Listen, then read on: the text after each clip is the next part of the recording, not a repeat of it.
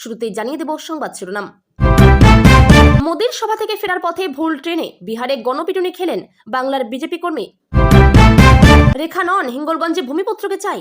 সল্টলেকের দপ্তরে বিক্ষোভে বিজেপি কর্মীরা। কুণালের খোঁচা, আগে ঘর সামলা। নাকা তল্লাশির সময় প্রাক্তন বিধায়কের গাড়িতে মিলল আগ্নেয়াস্ত্র। ভোটের আগে উত্তপ্ত মালদহ। নন্দীগ্রাম থেকে জিহাদিরা হাত গোটাও। ভাঙচুর করা শ্রীরামের মূর্তির সামনে স্লোগান তুললেন শুভেন্দু অধিকারী।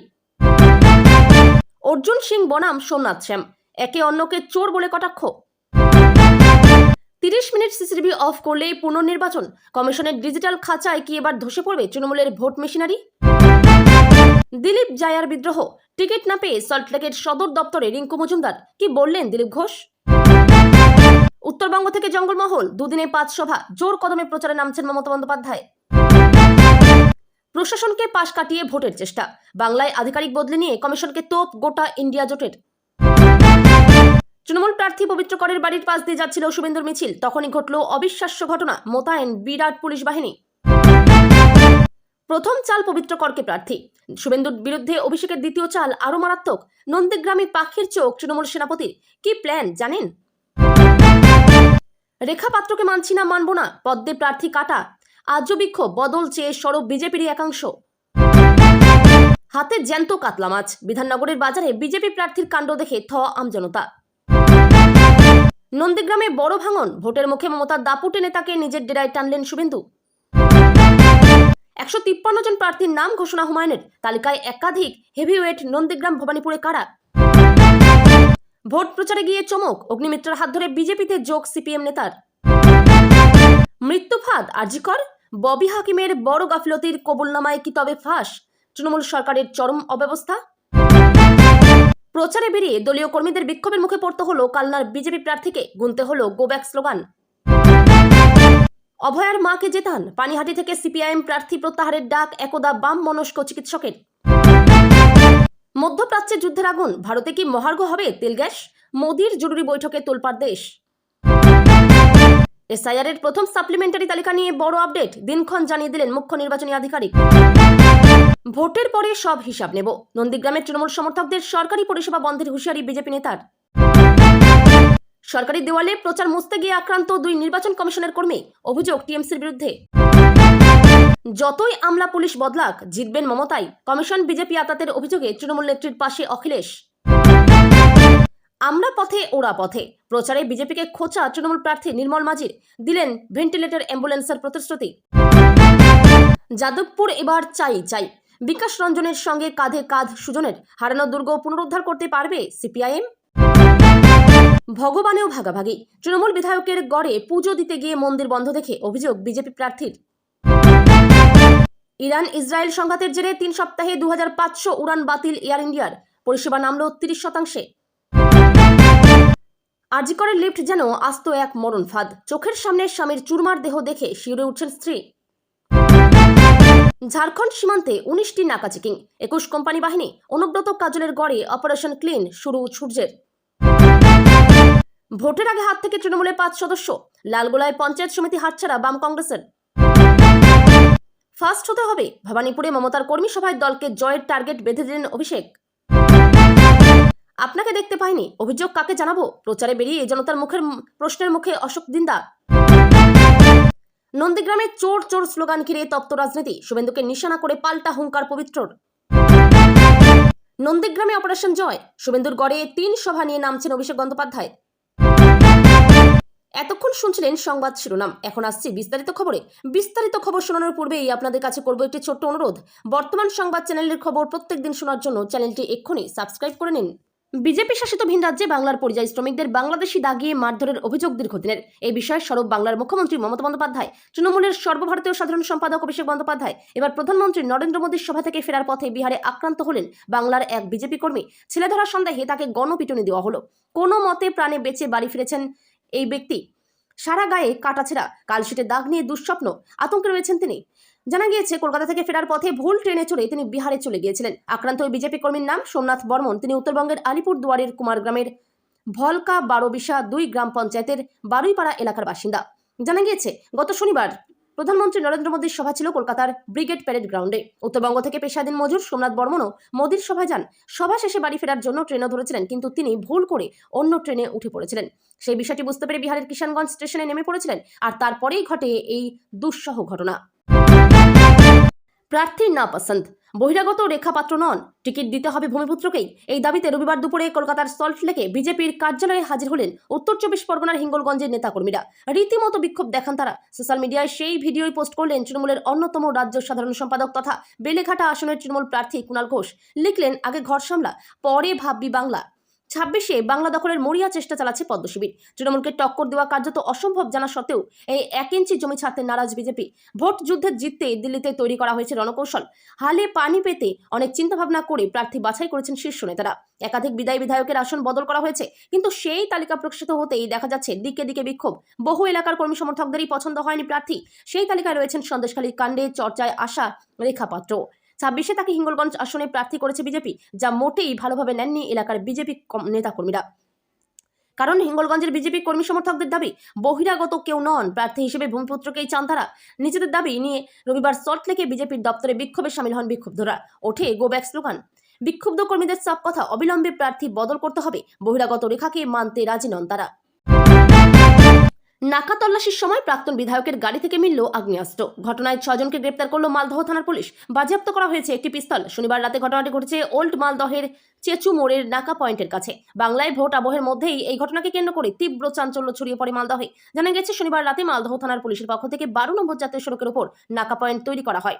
বিভিন্ন যানবাহন থামিয়ে চলছিল পুলিশের তল্লাশি। সেই অভিযান চলাকালীন মানিকচকের প্রাক্তন বিধায়ক তথা জেলা কংগ্রেসের সহ সভাপতি মোত্তাকিন আলমের গাড়ি নিয়ে 6 যুবক নাকা পয়েন্ট পেরিয়ে পান্ডুয়ার উদ্দেশ্যে যাচ্ছিল, কিন্তু পুলিশ গাড়িটিকে থামিয়ে তল্লাশি চালান। সেই তল্লাশি চলাকালীন গাড়ি থেকে একটি আগ্নেয়াস্ত্র উদ্ধার হয় বলে খবর। এরপরেই এই ঘটনায় পুলিশ ওই গাড়িতে থাকা 6 যুবককে গ্রেপ্তার করে। জানা গিয়েছে, ধৃত যুবকরা উদ্ধার হওয়া আগ্নেয়াস্ত্রটির বিষয়ে কোনো তথ্য দিতে পারেননি। এরপরেই তাদের গ্রেপ্তার করা হয় বলে খবর। ভোটের মুখে প্রাক্তন বিধায়কের গাড়ি থেকে আগ্নেয়াস্ত্র উদ্ধারের ঘটনায় তীব্র চাঞ্চল্য ছড়িয়ে পড়ে। শুরু হয়েছে রাজনৈতিক তরজাও। কংগ্রেসের কড়া সমালোচনা করেন জেলা তৃণমূল নেতৃত্ব। এমনকি ঘটনার পিছনে খারাপ কোনো অভিসন্ধি থাকতে পারে বলে আশঙ্কা তৃণমূল নেতা বিভূতিভূষণ ঘোষের।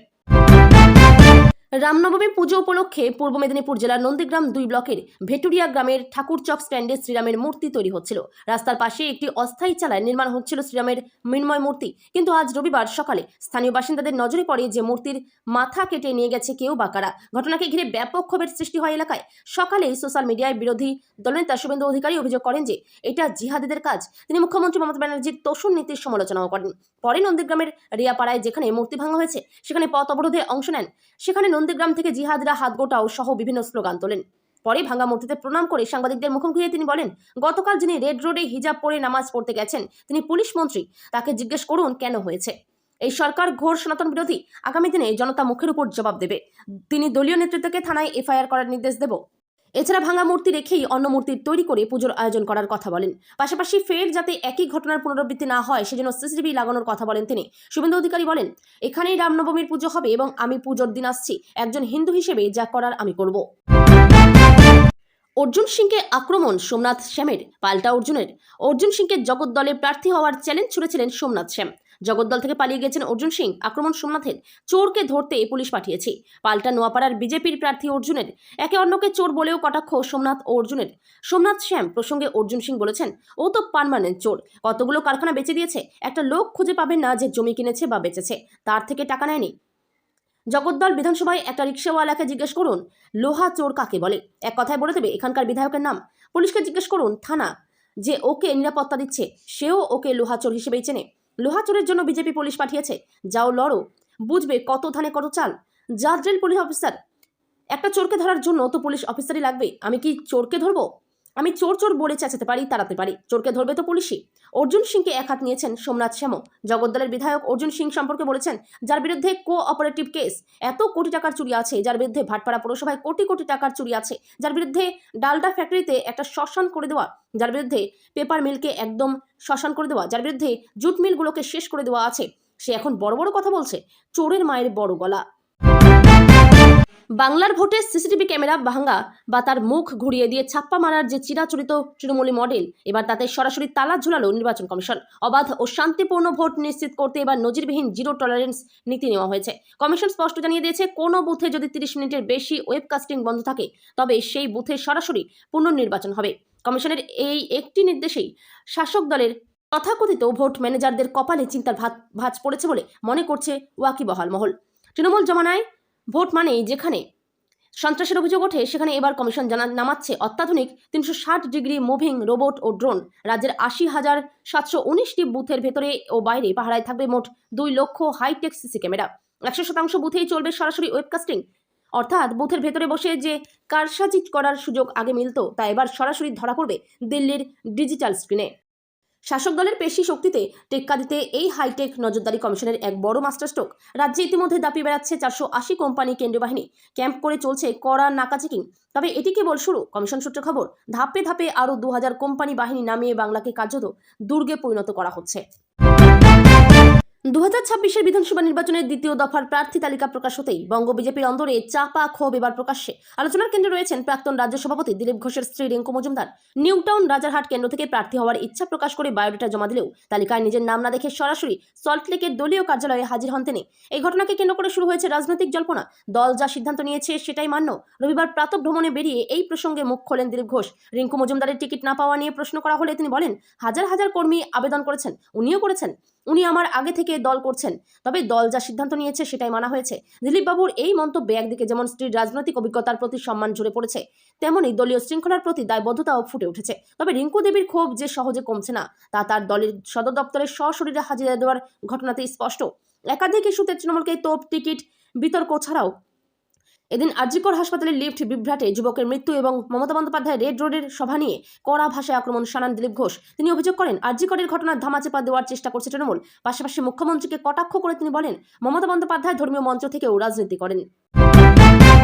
বুধবার থেকে জেলায় জেলায় নির্বাচনী প্রচার শুরু করেছেন মুখ্যমন্ত্রী মমতা বন্দ্যোপাধ্যায়। বুধবার নকশালবাড়ি, ডাবগ্রাম, ফুলবাড়ি ও ময়নাগুড়িতে নির্বাচনী সভা করবেন মুখ্যমন্ত্রী। বৃহস্পতিবার পাণ্ডবেশ্বর ও দুবরাজপুরে নির্বাচনী জনসভা করবেন মমতা বন্দ্যোপাধ্যায়। মঙ্গলবার দুপুরের পর উত্তরবঙ্গের উদ্দেশ্যে রওনা দেবেন মুখ্যমন্ত্রী মমতা বন্দ্যোপাধ্যায়। বুধবার উত্তরবঙ্গের 3টি সভা শেষ করার পর দুর্গাপুরে আসবেন মমতা বন্দ্যোপাধ্যায়। বৃহস্পতিবার দুর্গাপুর থেকেই পাণ্ডবেশ্বর ও দুবরাজপুরের জনসভাতে যোগ দেবেন মুখ্যমন্ত্রী। বুধবার ও বৃহস্পতিবার মিলিয়ে মোট 5টি নির্বাচনী সভা করবেন মমতা বন্দ্যোপাধ্যায়। প্রাথমিকভাবে দুদিনের কর্মসূচি চূড়ান্ত হলো মুখ্যমন্ত্রীর বলেই সূত্রের খবর। বাংলা 2026 সালের বিধানসভা নির্বাচনকে ঘিরে ইতিমধ্যেই জোর প্রস্তুতি শুরু হয়েছে। রাজ্যে মোট 294টি আসনে ভোট গ্রহণ হবে। এবারে নির্বাচন 2 দফায় অনুষ্ঠিত হবে। প্রথম দফা 23 এপ্রিল এবং দ্বিতীয় দফা 29 এপ্রিল। ভোট গণনা হবে 4 মে।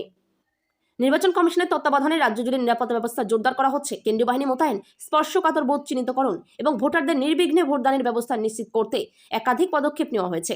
এবারে নির্বাচনে প্রধান লড়াই তৃণমূল কংগ্রেস, বিজেপি, বামফ্রন্ট, কংগ্রেস জোটের মধ্যে।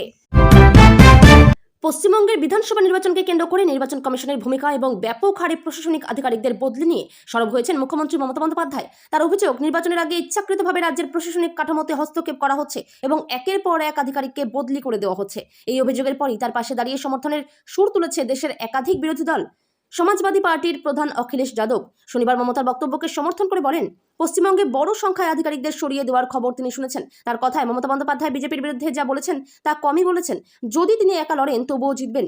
একই সঙ্গে উত্তরপ্রদেশের প্রসঙ্গ টেনে তিনি দাবি করেন, বিজেপি যখন সেখানে ক্ষমতায় আসে তখন কোনো আধিকারিককে সরানো হয়নি, বরং প্রশাসনকে ব্যবহার করে ভোটের সুবিধা নেওয়ার অভিযোগও তোলেন তিনি। আরজেডি রাজ্যসভা সাংসদ মনোজ ঝাও এদিন পশ্চিমবঙ্গের নির্বাচনী পরিস্থিতি নিয়ে তীব্র উদ্বেগ প্রকাশ করেন। তার অভিযোগ, রাজ্যে প্রতীকী হিংসা শুরু হয়েছে এবং নির্বাচন কমিশনের ভূমিকা নিয়েও প্রশ্ন তোলেন তিনি। তার মতে 356 ধারা জারি না করেই রাজ্যের প্রশাসনকে কার্যত পাশ কাটিয়ে দেওয়ার চেষ্টা চলছে, যা গণতন্ত্রের জন্য উদ্বেগজনক। একদা শুভেন্দু অধিকারী ঘনিষ্ঠ পবিত্র করকে নন্দীগ্রামে প্রার্থী করে বড় চমক দিয়েছিল তৃণমূল কংগ্রেস। সেই পবিত্র করের খাস তালুকে এই শুক্রবার তৃণমূলে ভাঙন ধরিয়েছেন বিরোধী দলনেতা তথা নন্দীগ্রামের বিজেপি প্রার্থী শুভেন্দু অধিকারী। শুক্রবার তৃণমূলের প্রাক্তন পঞ্চায়েত প্রধান সহ বেশ কয়েকজন তৃণমূল নেতাকর্মী বিজেপিতে যোগ দেন। আর রবিবার নন্দীগ্রামে ভোট প্রচারে বেরিয়ে সেই পবিত্র করের বাড়ির পাশ দিয়ে শুভেন্দুর মিছিল যাওয়ার সময় ঘটল এক অভাবনীয় ঘটনা। কি ঘটল? রবিবার সকাল থেকে নন্দীগ্রামে ভোট প্রচারে বের হন শুভেন্দু। একসময় বিজেপি নেতাকর্মীদের নিয়ে মিছিল নিয়ে তিনি পৌঁছন পবিত্রকরের বাড়ির কাছে। সেই সময় মিছিল পবিত্রর বাড়ির পাশ দিয়ে যাওয়ার সময় চোর চোর স্লোগান দিতে শুরু করেন। পবিত্রকরের বাড়ির সামনে বিরাট পুলিশ বাহিনী মোতায়েন করা আছে। বিজেপির মিছিল থেকে সেই পবিত্রকরের নাম করে চোর চোর স্লোগান ওঠায় উত্তেজনা তৈরি হয়। তাই এরপরই সেখানে পুলিশ বাহিনী মোতায়েন করা হয়েছে। যদিও মিছিল শেষে শুভেন্দু দলের নেতাকর্মীদের উদ্দেশ্যে বলেন, কেউ খারাপ শব্দ ব্যবহার করবেন না, আপনারা আমাকে মমতা বন্দ্যোপাধ্যায়ের বিরুদ্ধে জিতিয়েছেন। পবিত্রকর নন্দীগ্রামের বয়াল 1 নম্বর এলাকার বিজেপি নেতা হিসেবেই পরিচিত ছিলেন। গত শুক্রবার সেই বয়াল 1 নম্বর পঞ্চায়েতের প্রাক্তন প্রধান সহ তৃণমূলের বেশ কয়েকজন নেতাকর্মী শুভেন্দু অধিকারীর উপস্থিতিতে বিজেপিতে যোগ দেন। শুক্রবার থেকেই নন্দীগ্রামে ভোটের প্রচার শুরু করেন শুভেন্দু অধিকারী। প্রচারে নেমে তৃণমূলের কয়েকজন স্থানীয় নেতাকর্মীকে বিজেপিতে যোগদান করালেন বিরোধী দল নেতা।